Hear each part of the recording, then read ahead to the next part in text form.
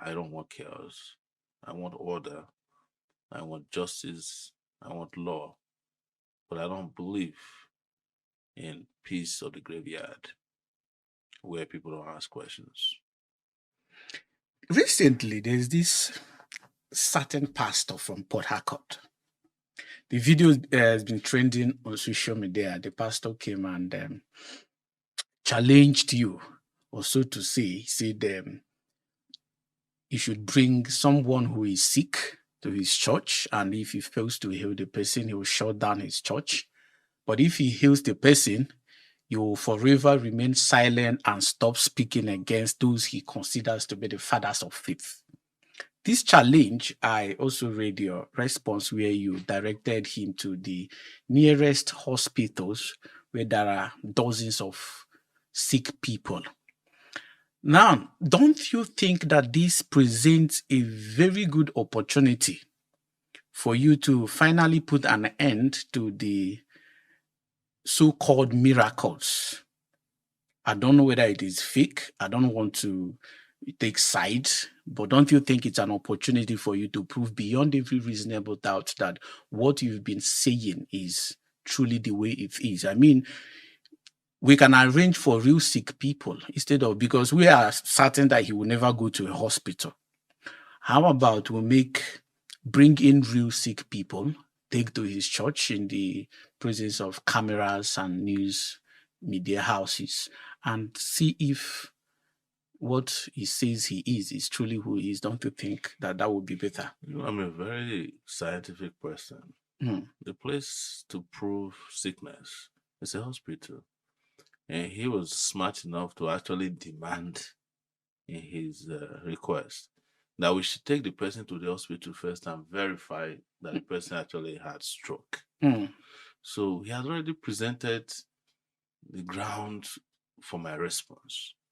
And my response is that since you want certification, I have a place in Port Harcourt at the University of Port Harcourt Teaching Hospital.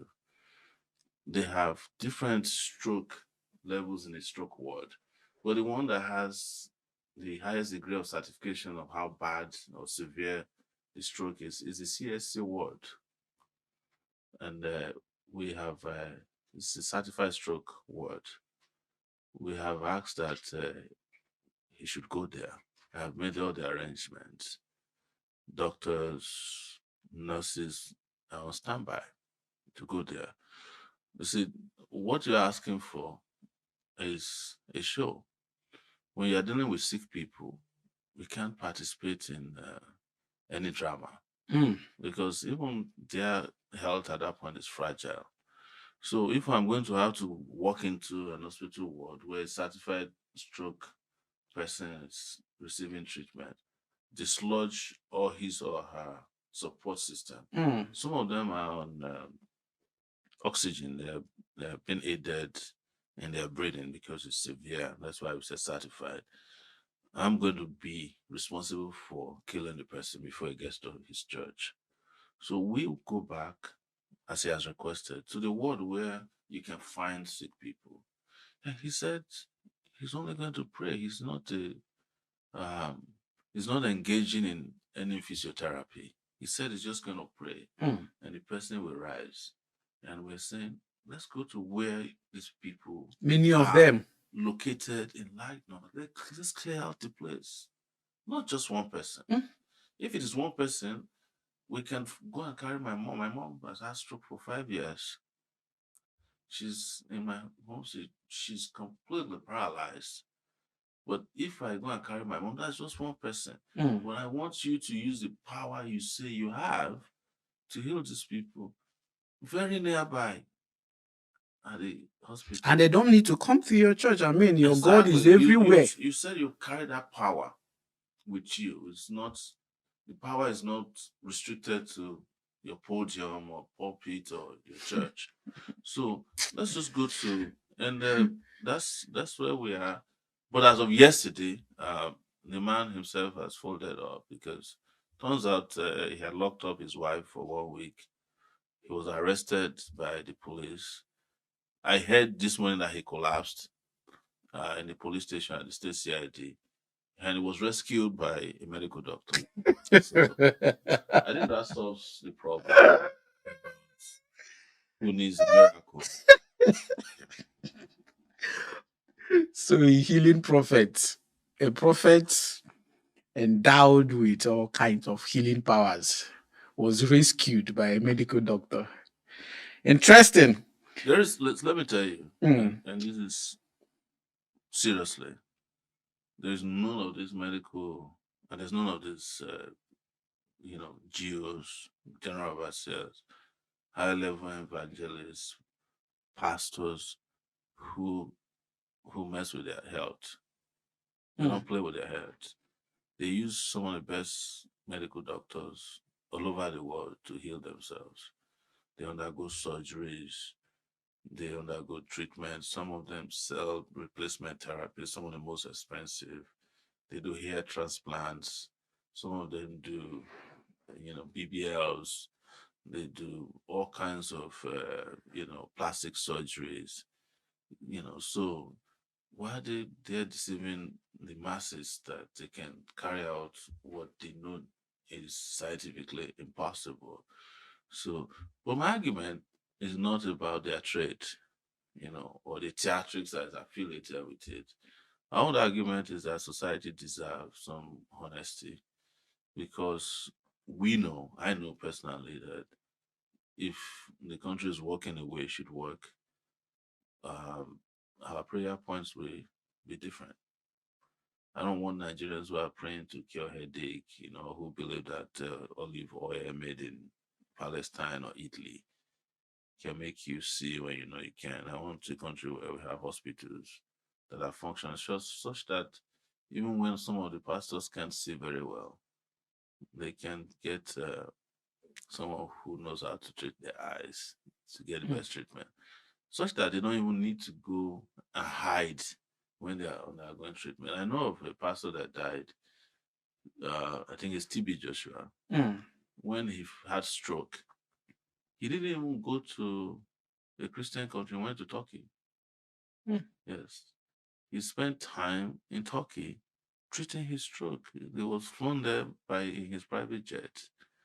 But I'm sure you've never heard that before, that TB Joshua was treated in Turkey for when he first had stroke. So, but part of what I heard killed him was that he was hiding his sickness. So when he was supposed to go he didn't want the public to know that he had had stroke. You never heard that it was made publicly available that he had stroke. And I attended it. If TB Joshua had stroke, and this our brother in Port Harcourt had ability to cure stroke, TB Joshua would have been one of the people he could have used. He shouldn't have allowed a brother, man of God, to die of stroke. That's unfair. Yes. TB Joshua died of stroke. And we have a stroke magician in Port Harcourt. He could have just flown to Lagos. Place his hand on TB Joshua. We would have had TB Joshua with us today. And I've been very inquisitive. This healing merchant in Port Harcourt, I wonder if his church was open or closed during COVID-19. He actually was arrested during COVID-19 and attempt to carry out a church service with 100 people. Because, during COVID, I think they were having difficulties with raising funds, of course, because people weren't coming. So on one occasion, he tried to have a church service, and he was arrested for doing that. Do you think the Nigerians and Africans at large pray too much? I mean, we pray against accidents, we pray against poverty, we pray against light, power, NEPA, we pray against, we pray to pass our exams, we pray to elect good leaders, we pray for virtually everything. Do you think we pray so much in this country? No, it's not that. You must understand what prayers are about. Prayers are what men do to react to their vulnerabilities. Even though from time immemorial, prayers and the way people pray, they are actually part of exercise. Some of the way people pray is breathing. That's what is interesting about religion. Some of the ways you conduct yourselves now are actually not Christian ways. Like the idea of looking in the air or breathing in and out is from Buddhist. It's called yoga. So, but religion is a combination. The one they brought to us is a combination of everything. It's yoga, it's Buddhism, is because all of these religious uh, uh, groups you used to have came from one source, and then over time it just kept mutilating. Mutating until everybody got what it is, including Christians who started from Roman Catholic, then started breaking apart, and others went to Europe. England. They became Anglicans, and over time, Anglicans fell apart, and then at some point, Pentecostalism came, and then prosperity preaching. All these branches of religion, they're all part of a beginning that was one. For those who understand the beginning of religion, but that's not what we're here to do. So people are just responding to their vulnerabilities. You have to admit that. But what we need to tell them is that if you are praying and your prayers are not being answered, it is not because God is not answering them. It's because God answered your prayer a long time ago, but you refuse to get off your knees. So because even when people are praying, where do they look up to? The sky. The sky. But who told them that God is in the sky? Religion has taught us that God is everywhere. Exactly. So why are we not looking down? Why are we not digging to find God? Because science told you if you keep digging this ground, you find yourself on the other part of the world. So they just capitalize on these vulnerabilities. People who manage religion and then distract them from social political issues. You see, if the number of people who pray for light every day decide to go to NEPA office one day, light can be restored for 10 years. Do you know that? Because the people who are managing NEPA started destroying the electrical system or grid for their own personal greed. So if we had taken them on 30 years ago, we would not be praying for NEPA now. If you are taking on do you know that Lagos City used to have water, public water works. But when they started this bottling of water, they destroyed it. Do you know that we used to have some of the best schools in this country, best hospitals? But because people didn't want healthcare for all, they destroyed it. And now, look at how the churches look, and look at how the hospitals look at how the public schools look at how the private schools look. Because people destroyed it so you can pray for it. And they know that as long as you are praying for it, you are not going to confront them for destroying your lives. So it's complete distraction from social political answers that they need to give. In other parts of the world, including where religion emanated and originated from, they don't pray about so many things anymore. In fact, it's been predicted that those who invented religion and transferred them to us are no longer, may not practice it in the next 50 years. They're abandoning what they sent to you because they knew what they did. That it was their way of taking your senses and replacing it with their own feelings. So what you're saying is that religion has contributed significantly to the underdevelopment of Nigeria and Africa at large. I would say with absolute certainty, yes. That if we didn't embrace the kind of religious ways we have now, we wouldn't have been as complacent as we are, and our leaders would not have been taking us for granted the way they do. And we would have solved a lot of our problems just by not letting religion take us away from the solutions to our problems. what has happened on the continent of Africa is that there's a correlation between religiosity and poverty. So the poorer you are, the more you are likely to be religious. And then the more you are likely to be ripped off by these religious practitioners who are selling you snake oil. Yes. This religion you're talking about, is it just Christianity? No. Or both Islam? It's not Christian, it's religion as a whole. You see, that's why I don't refer to myself as in any religious term. Because even a religion that says there's no God is a religion. Yes.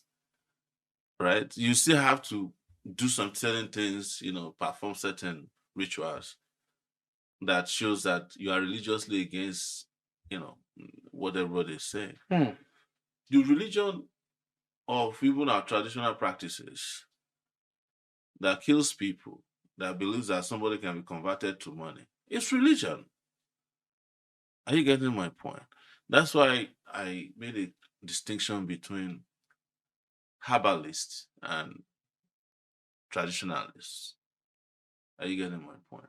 A herbalist, in my view, is a person who understands plants that carry herbal powers or usage and that can be used to cure people. And that's where medicine came from. There's virtually no medical treatment you have today that did not emanate from the earth or plants or animals. So we're interrelated in terms of the ecosystem around us for the medicine that can cure us and help us to live long. So people who understand that are the first doctors that ever existed. And then over time they kept understanding. And now medicines has gone from just ripping plants off the street to some kind of inorganic way of producing medicine to help us live long. So that's why I make the distinction. But people who wear all kinds of clothes or who dress a shrine in which you find people's skulls or they're harvesting organs are also religious people in our society. So it's not limited to Christians or Muslims alone. And I'm not condemning religion. I'm not condemning the internal convictions that people have that maybe they connect with the universe in a different way and that they see things to or that they can go to places and travel, what they call astral travel, they have out of body experiences. I'm not condemning that. What we're discussing is the one that is overtly theatrical, deceptive, and dishonest. And it's aimed at just scamming the same vulnerable people that you and I are out to help in society. So that's where the problem is. That's what brought this conversation about. So I'm not religious, but I believe I'm spiritual. There are things that happens around me that I could feel a connection to the environment or things that are gonna happen, all those things. I dream dreams that come true. Many of them that don't. So yes. But I think that they are peculiar to environments, circumstances, situations, and also, sometimes intellect. If you sleep in a hot place without light and AC, your dreams are going to be different. If you go to bed hungry, you are going to be pursuing food and you sit in a bukateria, they will never bring the food. Have you not dreamt? Have you not had those kind of dreams before? Some people even eat their pillows. Exactly. So, because you went to bed hungry. Yes. When you have malaria, your dream is different. I've had malaria before and I will have this constant fall in which it's because my body temperature is above normal. So if a pastor then comes to me and I say, "Oh, I was falling," and he said, "Oh, it's some marine spirit," No, because when I was growing up, I had malaria. My mom, my parents don't let us even drink water. Talk less of bringing some cold towel to dab, So they linked the malaria to marine spirit that lives in the water. Exactly. So that's what he believed. So you'll be having this constant high temperature, headaches. But when I grew older and I have my own kids, when they have high temperature, the first thing I do is put the towel inside cold water, put it on their head, the temperature goes down. That one doesn't require any marine spirit. It's inside the marine that the problem to your high temperature lies. Cold water is usually how people treat high temperature first and foremost. But we grew up, if you have high temperature when I was growing up, your mom would cover you with more clothes, wrappers. You know, she'll have a wrapper that they put what they call camphor, and that she's hidden somewhere, and you come up, and your temperature just keep rising. And when you dream, you have nightmares that you're falling because your temperature is affecting your brain. And those nightmares also become part of their proof. Yes. To tell you that this is spiritual problem. Exactly. So when people pack a church full of adults, of vulnerable people, and then you start manipulating them with things that are clearly poverty driven, ignorance driven, you're just unfair to the populace. Do you think Nigeria is cursed? I mean, a lot of people believe in this so-called Nigeria is not cursed, you know. There's something called curse, right? Because this is part of where this whole confusion comes from. There are a number of these spiritual people, religious people who are dedicated to uncursing Nigeria. They claim cursed. Nobody cursed Nigeria. The problem of Nigeria is in front of me and you. It's leadership. If you just remove the leaders, the curse will be removed. Because what is causing accident on your highway? Somebody got a contract 50 times to construct a road from here to Lokoja. He chopped the money. He didn't do it.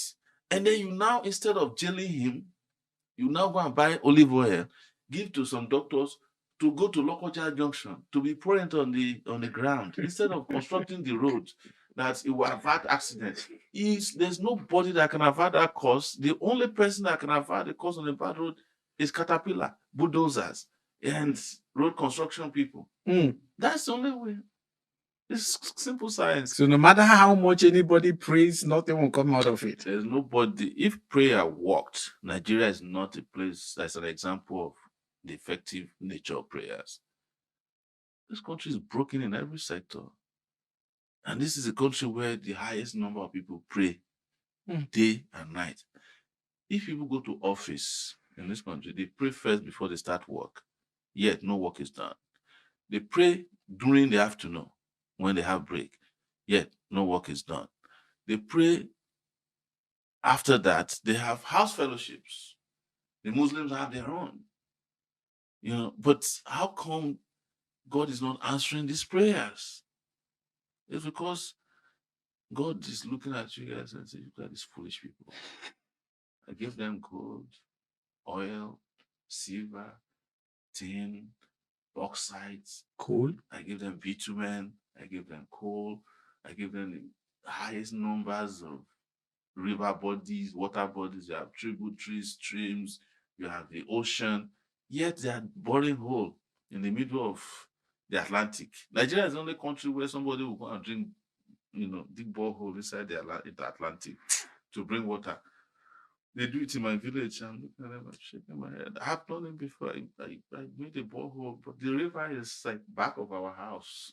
So why do we just need to purify the water, right? It's just a period of distillation. But when you get cholera, the pastor's coming. Oh my God, because cholera has killed children on a seasonal basis in these villages. And what causes is bacteria overload in your water bodies. Do you think that's why more people prefer borehole, because it's kind of a little bit natural groundwater. I studied groundwater hydrology, so I know that the aquifer purifies water by itself. But the downside to it, in certain places, the underground water also have, minerals. It has matters that can destroy you. Some of them have mercury. Some of them have been polluted by other underground activities or activities that happen during rock formation. So it's not every water that is pumped out of the borehole that will help you. It may not give you cholera, but it can give you cancer in the long run. It's a science. Do you think that during election period, especially the general election, we hear different prophecies from different prophets? This one says this person, that God has ordained this person to become this person. It happens during the last general election, where most prophets and pastors prophesied that Peter Obi was going to become the president of this country. Do you think that such prophecies and the interference of these religious leaders contribute to the outcome of elections? 2023, the election boiled down to two things. Unlike 2015, it was about the Christians across the country, especially all these religious leaders, believing, rightly or wrongly, that the Muslims want to Islamize Nigeria. And they felt they should Christianize Nigeria. So, and you understand that in a country that is delicately religious, what Tinubu and his people went to do by choosing a Muslim as vice president, which wasn't expected, angered the Christians, especially Christians in the heart of the north. We're talking about Southern Kaduna, Gombe, even parts of Kebbi and Damawa, Plateau, Benue. These guys have been reeling under some kind of persecution from Muslims, or some kind of hegemonic domination. So they were angered by it, and they were looking for a person who would be their appropriate response to those who wanted to Islamize Nigeria. The prophets that came to start prophesying are just campaign managers, who knew that if they say that what they are saying is from God, the people in the church will believe them more. And probably was somehow effective, but it had nothing to do with God. The Muslims who were happy that Tinubu chose one of them as his vice, that they were the first to want to overthrow the government during bad governance. Were the ones flying Russian flags. And they had been scammed also by Buhari with religion. There was a time they used to call Buhari Megaskia, man of the truth, until he was done with them after 8 years. There was no truth left in the north. The Megaskia disappeared. The Megaskia became Megida, the owner of the house, and he became a Munafiki. He deceived everybody. And now they know better. So that was why they were very quick to jump against Tinubu. But all the prophets you were seeing, they weren't seeing. Nobody asked them to. They just wrote it down and said, look, the best way we can convince our people to vote is to say God has chosen this person. There's no prophet anywhere. These guys are just they are politicians in their gaps. Remember, there was a time that they said APC brought fake bishops to come and endorse them. And so they even started beating up some of the fake bishops. And I told one of them, which angered them, and I said, which of the bishops are not fake? Both the APC ones and the ones that you believe in. All the bishops who are not fake are just too expensive for APC. So APC went and created their own cheap bishops. Because if they were to bring those number of bishops to their convention, they have to pay millions, they have to fly them in jet. So they went to day market, look for some guys, put a toupee on their head, and call them bishops. Why are you crying? And they cost them less. That's just maybe wraps of amala, and transport money. Bishop is bishop. It doesn't matter where they are ordained. So that's anybody that is politically involved. It doesn't matter where you get ordained. Prophet is prophet, bishop is bishop. Are you getting my point, sir? So, but the reason they were upset with those ones, like the real bishops, the ones that have set up shop for this kind of consultancy. Yeah, they were not ignored. They were ignored. They were upset. And they started getting upset. They were really upset. They beat up some of those guys in the market when they finished with their bishop activities at the APC convention. So at the end of the day, it's not about prophecy.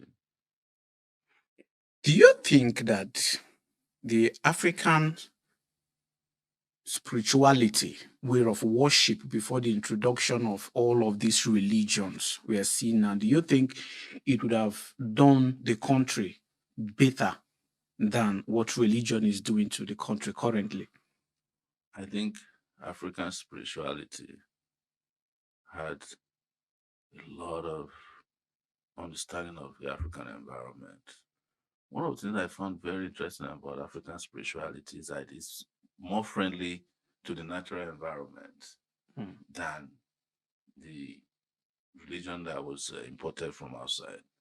For instance, there's no village you go to in the southern part of Nigeria, even in the north, where they don't have sacred groves. They have trees that they don't cut. Yes, because they know the importance of those trees in sustaining life. They understand the ecosystem.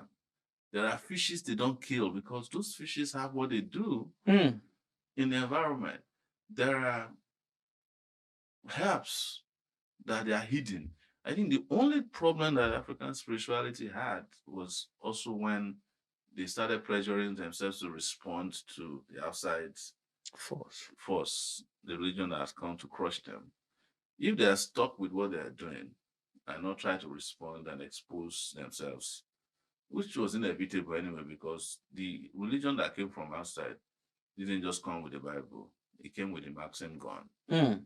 So the Catholic Church, for example, when they wanted to spread their religion, had a maxim, they had a doctrine, they called doctrine of discovery.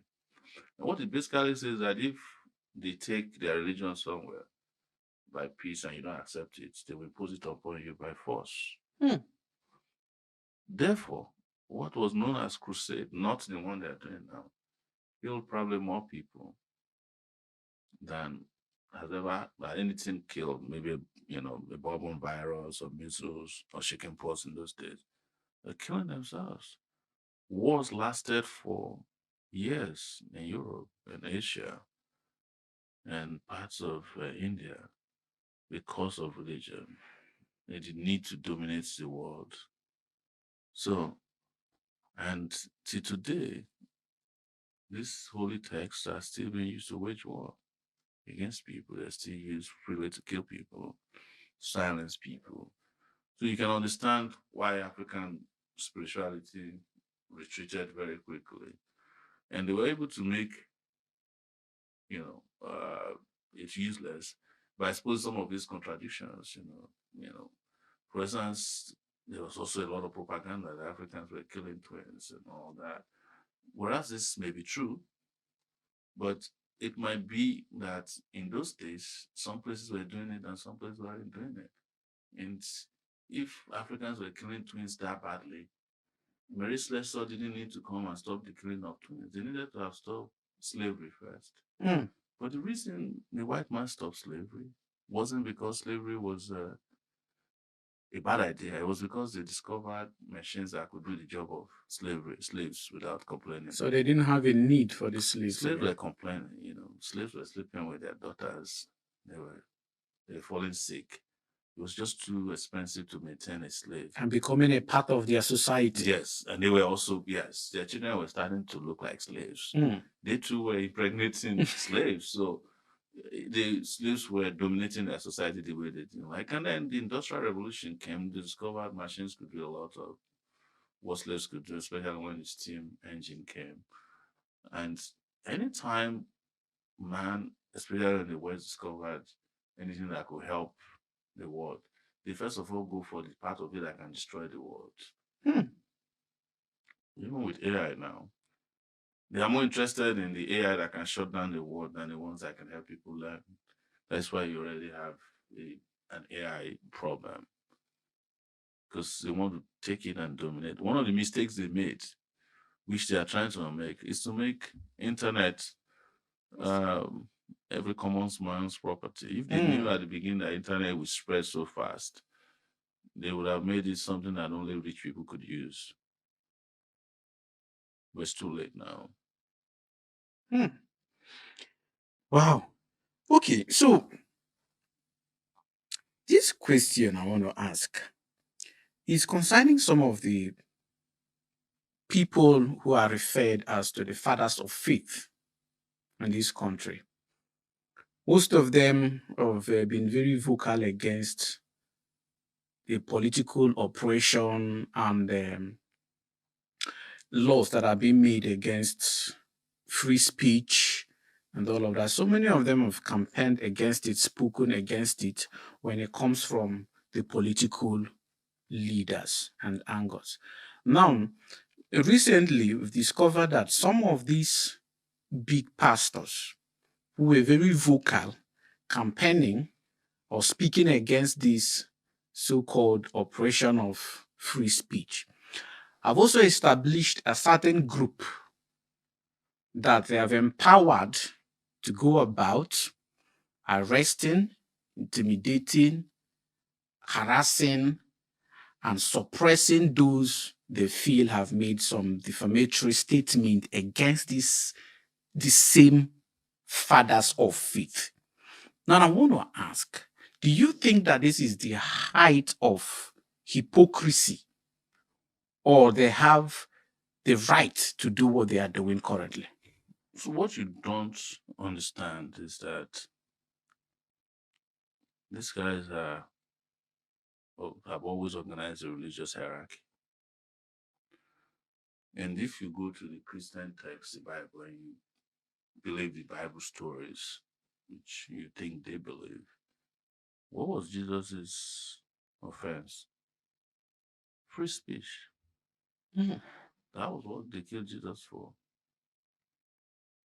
His trial didn't last that long. They said, "We heard you said you are the Son of God." And instead of the man denying, he said, "You said so." Can you imagine? Blasphemy. What do you think that was? That is today's nature of cybercrime. It's just that if Jesus had put it on the internet, it would have been appropriately referred to as cybercrime. It was the Cybercrime Act on that part, which says that you cannot freely say things that are not acceptable to the religious hierarchy that is made of kings, Pharisees, Sadducees, and writers, right? Yes. So there's a religious order. It still exists today. So the fathers of faith are the kings and the Pharisees and the Sadducees. They just have a hierarchy. The guy who writes the petition to the police is Sadducees, or what do they call them? But he's protecting a religious order of fathers of faith. Those are the people that Jesus came against that led to his death.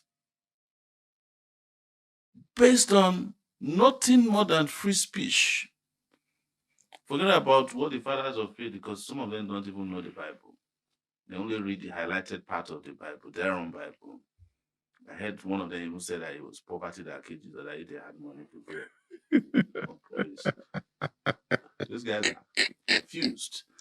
But I'm referring them to their own text. I'm not proselytizing. Right? I'm referring to the text that they use to make this, that if you just go back to it, Jesus was killed on the cross because of free speech.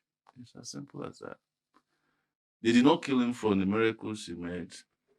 They didn't kill him because his father was poor, even though the Bible said they've been trying to kill him since the day he was born because they saw a star. So no. But the point where they caught him and killed him was when he freely expressed himself openly, freely in speech. He was killed because of free speech. And he was tried for it. And maybe somebody can come and contradict me, but the question he was asked during his trial was, why did you say that you are the Son of God, which is free speech? And they expected him to go and file an affidavit that he's not the son of God, though. Please, I'm just joking. The man said, if you say so, I am. I said, so you don't want to deny. And then they started mocking him from there till death. Some of them don't know that Jesus was put in between two thieves, not on the cross alone. Before he got to the cross, there was another two guys who were mocking him, and then there was another two. All of it was planned. But ask yourself, who were the people who carried out the crucifixion of Jesus? Fathers of faith. They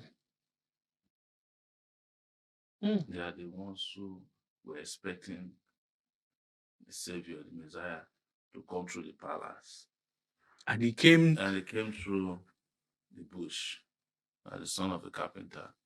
I was like, how dare you? No, you're not. There are still some, especially the Jews in Israel, interestingly, who don't believe in Jesus because they are still awaiting their Messiah.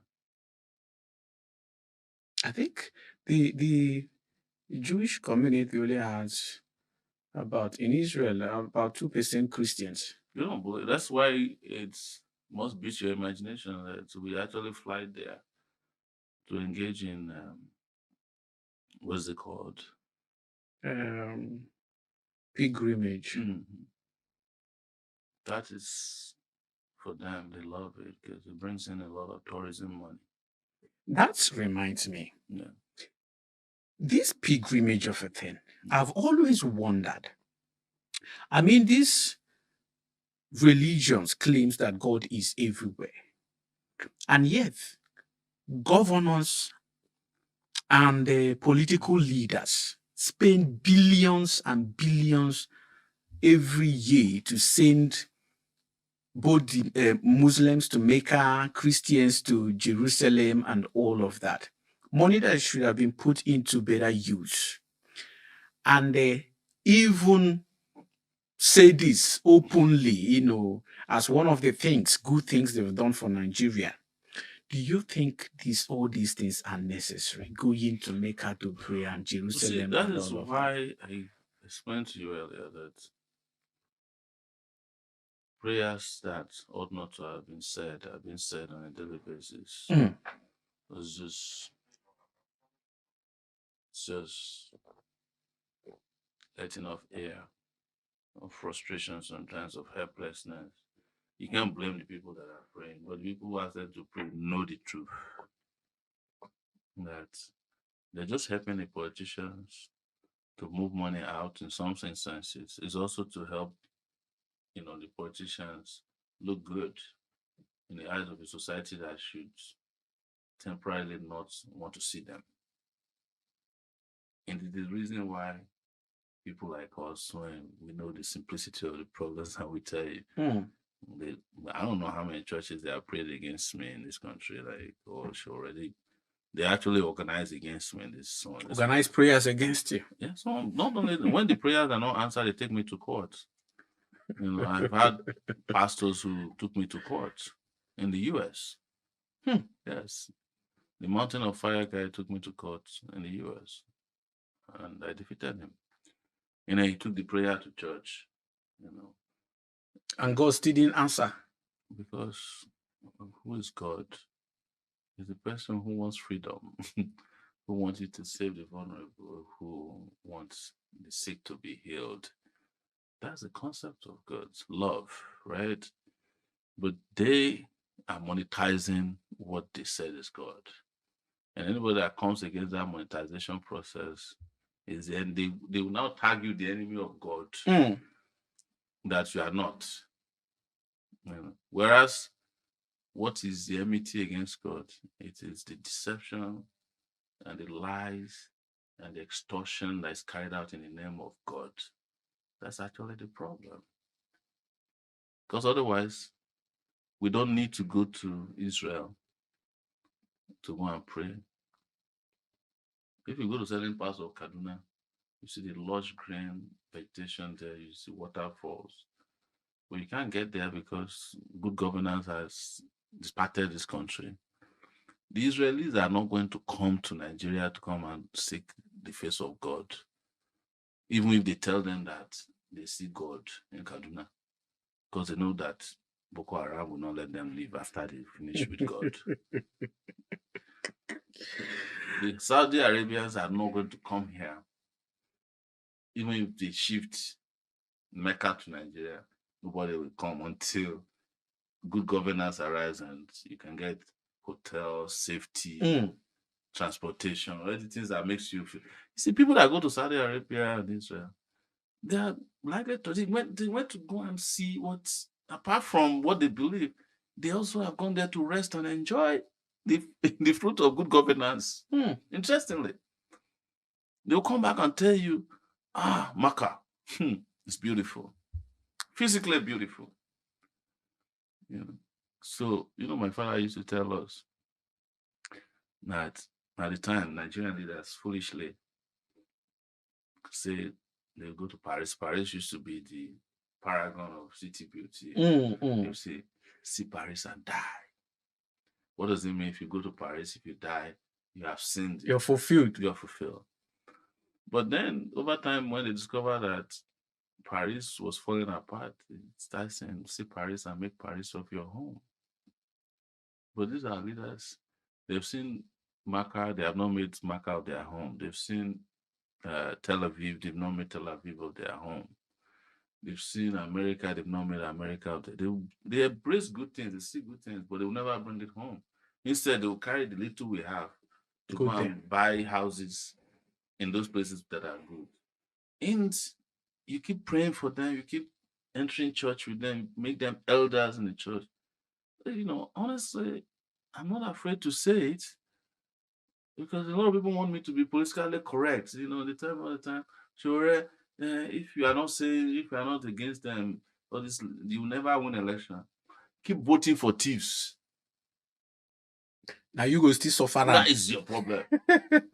If you want to win election because by lying, keep voting for people who lie to you, people who come and pretend that they are Christians and Muslims and they do what you do. And then when you leave the place, they will lay you and kill you. Or they make sure your children don't go to school, or that your parents don't have access to health care, or that you don't have water to drink. They switch off electricity deliberately at night. They refuse to construct roads to your community because you didn't vote for them. Keep voting for them. Your parents are still going to queue up. Your pension campaigning for their pensions. Yes. So keep voting for them. I'm not going to be lying to you. See, in 2019, when I first ran, I went to churches, but the problem the churches had with me was that they couldn't place their hand on my head and make me kneel down. No, we have the agreement. I'm not kneeling down for anybody. If you need me to kneel down for you, you don't need me. Because that is man's physical subjugation of man.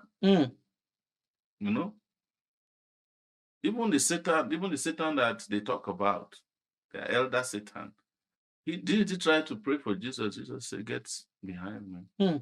Did Jesus kneel for Satan? So the satanic moves of domination, So they started blacklisting him that he doesn't allow himself, he doesn't kneel down. It's arrogant. Yes, that's arrogance. But what do you need me to kneel down for in front of your congregation to tell them that this man is came here to beg, to beg, and I should vote for him? At the end of the day, it doesn't mean anything.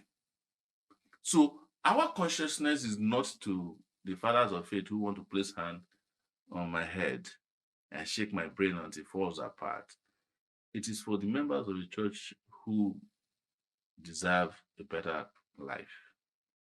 So, but people will look at it, or people will listen to what you're saying and say you make very generic statement. It's a general statement. General statement. Yeah. Now, when you make this general statement that pastors are false, their miracles are false, their prophecies are false, and all of that, do you mean that there is no pastor in this country who is truly ordained and called by God, a pastor where people have truly received healings and miracles in their churches? Is that what you're saying? Or there are few of them? If you know them, Sure, if you can show them to you have a show. If you know of somebody who can tell you that somebody wasn't seeing when they were born, they were blind, and they made them see, you can show them on your show. That one is not difficult. Or that all those crushes that they carry in their chest that every crippled person walked. Kind of wow, is this? You can go and bring the person and say, this person don't used to walk, and you know there are people on their streets who knew when they had no legs, and they have now developed legs and they are walking. I want to see them.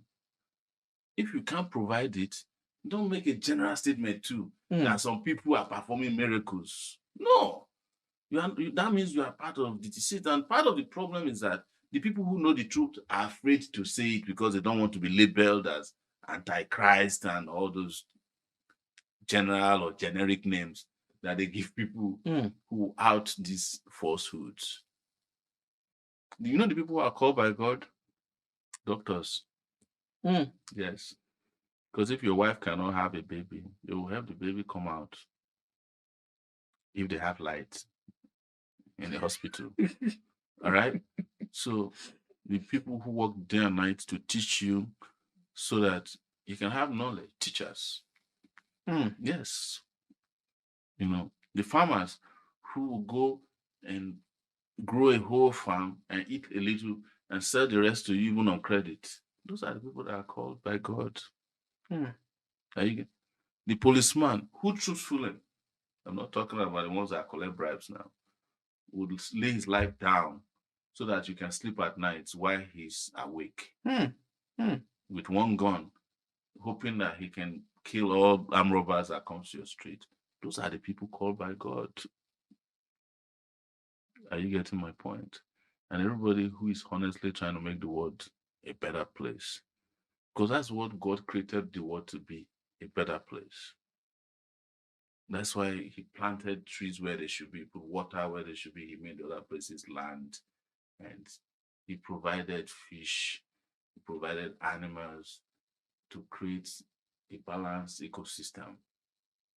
The trees that take away your carbon dioxide so that it's not too much and come back and kill you. The ones that consume carbon monoxide when it's too much in the atmosphere. You know, the rain that falls back so that you not die of drought. All this were great, but man came and disrupted all that, and then they are begging for those things to grow by themselves. So I am saying all this not to be politically correct. I'm saying it for history. I'm saying it for the future. You can vote in the next election for your next thief. Yes. Face the consequences. They can jail me too, but you also go hungry. Yes. But you can also vote for the right person and not have to have unnecessary prayer points and not have to go hungry for 100 days. You don't know that fasting is good for your body. It is. In fact, fasting came from the world of healthcare. Yes. Because when you fast, you burn calories that are unnecessary in your body. That's why I went against those governors who are asking children who are not fasting to close down their schools in the north. They too weren't happy about it. But the moment that statement was made, the ones that wanted to close before, they didn't close their schools anymore, like Jigawa. Because the children that are in school generally are not even fasting. It's against their religion to force children to fast. If they are not fasting, why do you want to close down their schools? And the schools that are in the north are not only for Muslims, they are for Christians, they are for mechanics, they are for even Muslims. Quranic schools, you close everything down. Because of fasting. Because of fasting. And it is when you are fasting, honestly, that your brain works the best efficiently. I'm not talking about 100 days of fasting. I'm talking about the reasonable fasting period. So the people who introduced fasting into religion were not doing it to please God. They were doing it to purify their body, remove the toxins, so that they can live long. Because if you fast, you do the proper fasting, it is part of what a gym instructor will ask you to do. If you're obese, they'll ask you to fast. They'll ask you to change your diet. So then they'll ask you to put the right amount of nutrients. Sometimes sugar, like dates that you eat, they're the best. Nutrition-wise, this one doesn't require. So it shows to you that the people who even started religion were wiser than some of the people who are practicing now. But they have diluted and polluted it to accommodate people who don't believe in God, like all these governors. You think there's a Nigerian governor that is going to heaven? It's not possible. If there is heaven, no. Except they are able to rig the process and bribe the angels and the or create their own heaven. But they have created their own heaven on earth because they know that this is heaven. Yes. The heaven that God created for man is earth. They are smarter than you. That's why they're enjoying it. And they ask their fathers of faith to tell you, please wait until the other side. Meanwhile, government, they chop, yafo. Government, they travel, yafo. Government, they drive better car, they wear better clothes, they live for better house, AC everywhere. You can't tell the rest of you, don't worry, there's a place. Your reward is in heaven. The reward, and there's nobody who's living in this earth in this format. Yes, nobody. See, the end of the world is the day you die. That's the last time you see the world as you know it. That's the end of the world for every man. They know it. Because after that, nobody can tell you what is going to happen. If I'm getting out of here now and I get hit by a car, and you say, God forbid, it doesn't matter, it could happen. So that's it. That's the end of the world for Sowore. So you don't know what the next phase is for me. But I can tell you the scientific part of the next phase. I'll become matter. As in an hour, the water in my body will start coming out. That's liquid. The first is the gas in my body, the last breath. And then other chemical reactions and becoming water. The last part is solid, the bones. And typically, I go back to the earth. To the earth where I came from. Let's talk about IBB.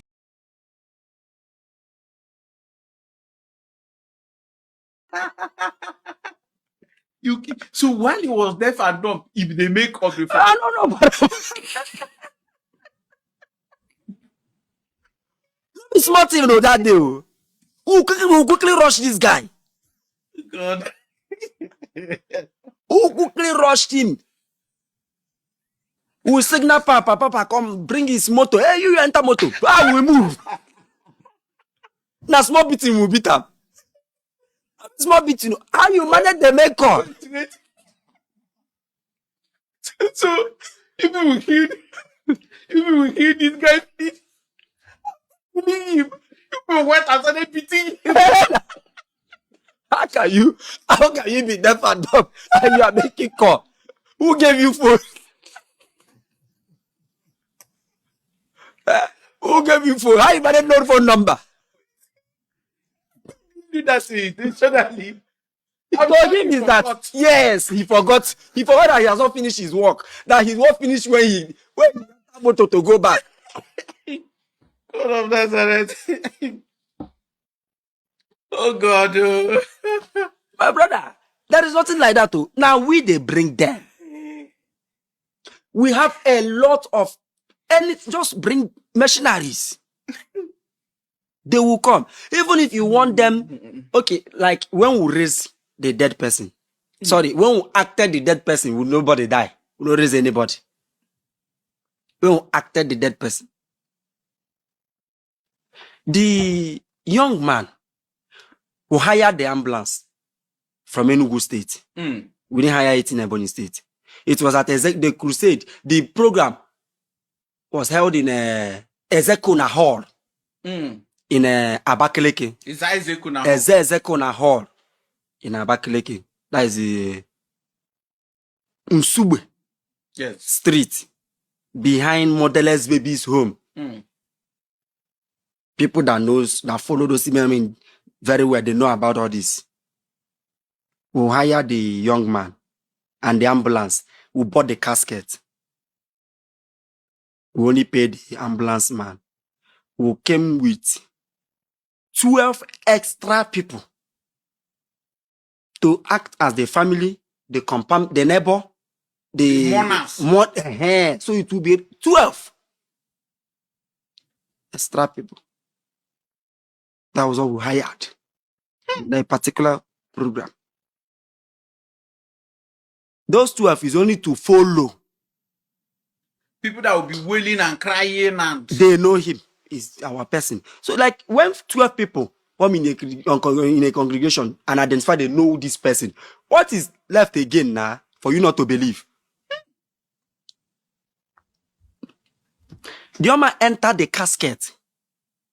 He immediately will reach motherless baby. Now there he entered the casket. Initially, there was a dross. There was an injection we collected from Morga. Collected from, what's his name? Johnson Suleman. Wait. That Morga, Osi Benjamin. Collected injection. Injection. From Apostle Suleman, the yes. one who know. He told me himself. You understand? He told me himself. I was his PA. But that he's afraid of injecting that young man. Made the guy come die. But he was told that injection will just is for the injection has time that it will expire. Along the line, he was afraid of giving the guy the injection. Even when the guy agreed. People are taking risk. The guy agreed, accepted the conditions. That they will give him the injection. And nothing will happen. But he was afraid. We already arranged it. But along the line, he called and said, no, let the guy just enter the casket like that. Without the injection. That in mind, no accept him. We say, okay, since not like that means like trust the source of the injection. Exactly. Make be say they won't set them up. That is exactly. So we say, okay, since not like that, the guy go just sit down for the ambulance with other people that hired boss. Another boss. Those are also machineries. But they came with 2 cars. That boss is for those people that come to testify. That they know the boy. Yes. When we get to Mr. Biggs, motherless baby's home, just a diversion to that very hall. That was when the guy entered the casket. But the casket was closed when they want to bring it out. But that was when he stopped receiving air. Just immediately they want to bring it out. That was when they now shut it down. We already wear him hand glove. Wear him stockings. All those things. Put all this cotton wool. He was just there. He died 3 days ago. They wanted to go and bury him. But the prophet, somebody directed them. To bring the body to the prophet. To the prophet. Ushers were like, no. He was saying he was just standing in the pulpit. What is going on there? They say, Papa, na dead body. He said, what are they doing with this? Does it look like mortuary? Bring it. They brought the young man. But he won't kill this guy, yo. Inside there. As more hit. Body where they sweat. What kind of dead body where they sweat? It won't kill the guy inside that place. Yo. First, he said that they should open it. Hey, wait. That's crying. I said, man, don't call that. They should open it. Because the shock of a lot of people, they were unable to discover. But later, a lot of people start talking about it. How the guy, they sweat like that now. You understand? This is very funny. So, imagine a hall. The hall is even stuffy. That body weight died since 3 days ago. Caught a sweat. Now you know. It was too much that the cops started sweating.